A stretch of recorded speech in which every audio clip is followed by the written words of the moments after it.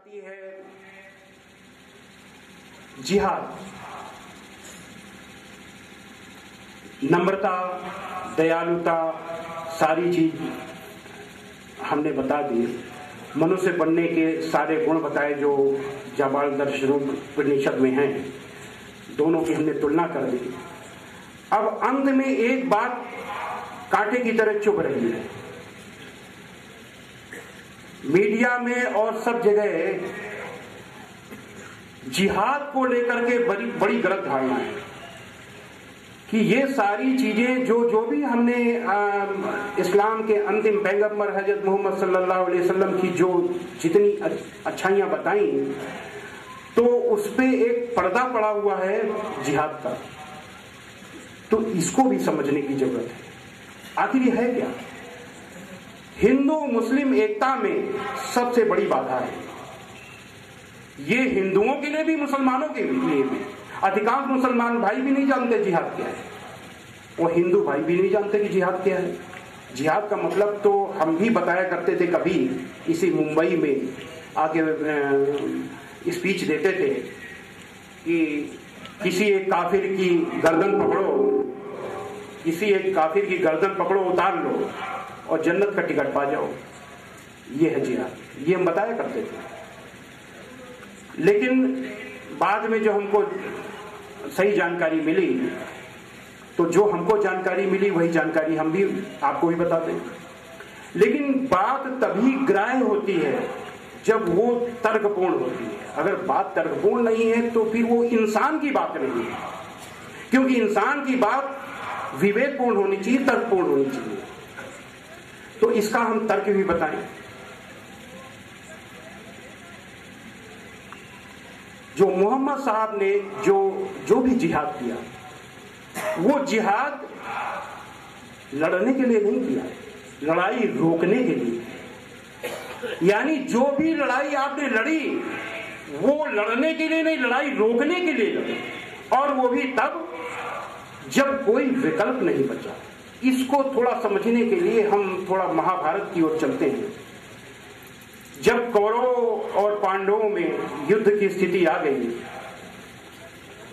सारे बातचीत के रास्ते बंद हो गए, तो अंतिम विकल्प के तौर पे श्री कृष्ण जी ने कौरवों के सामने एक प्रस्ताव रखा कि 5 पांडव हैं और 5 गांव दे दीजिए। पांडव युद्ध नहीं चाहते, केवल 5 गांव में संतोष करेंगे। तो कौरवों के जो लीडर दुर्योधन, उन्होंने कहा 5 गांव तो दूर, सुई की नोक के बराबर भी अगर आपको जमीन लेनी है तो युद्ध करना पड़ेगा। तो जब ऐसी बात हो गई तो युद्ध अंतिम विकल्प बचा। बातचीत के सारे रास्ते बंद हो गए, सारे प्रयास जब समाप्त हो गए, अन्याय को रोकने के लिए जब सारे रास्ते बंद हो गए, एक ही विकल्प बचा, युद्ध। तो ऐसे युद्ध को युद्ध नहीं, धर्म युद्ध कहा जाता है। तो जब वो धर्म युद्ध के लिए जब पांडव तैयार हुए, कौरवों की सेना के सामने गए, तो जो अर्जुन ने जब देखा कि सामने हमारे भाई, ताए, चाचे, हमारे गुरु, मित्र सब लोग खड़े हैं, तो उनको मोह हुआ। और उन्होंने कहा, सोचा कि एक राज्य के लिए, संपत्ति के लिए, दुनियावी जिंदगी के सामानों के लिए इनको हम क्यों मारेंगे? हम भीख मांग लेंगे, भूखे रह लेंगे, लेकिन हम इनको नहीं मारेंगे। उन्होंने हथियार रख दिया। तब श्रीमद् भगवद गीता में आदेश आया श्री कृष्ण जी के माध्यम से कि यदृच्छया चोपन्नम स्वर्ग द्वारम पावृतम सुखिना क्षत्रिया पार लभन्ते युद्ध मीदृशम। अर्जुन, अपने आप प्राप्त हुए स्वर्ग के खुले हुए दरवाजे के समान इस तरीके के युद्ध को भाग्यवान क्षत्रिय यानी भाग्यवान लड़ाके ही पाते हैं, क्योंकि अन्यायियों ने तेरे ऊपर ये युद्ध थोपा है और इस अन्याय को रोकने के लिए तेरे पास क्षमता है।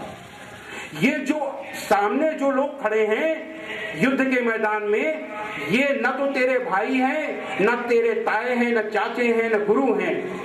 ये अन्यायियों का साथ, या तो अन्यायी हैं अथवा अन्यायियों का साथ देने वाले हैं, इनसे लड़ना तेरा कर्तव्य है।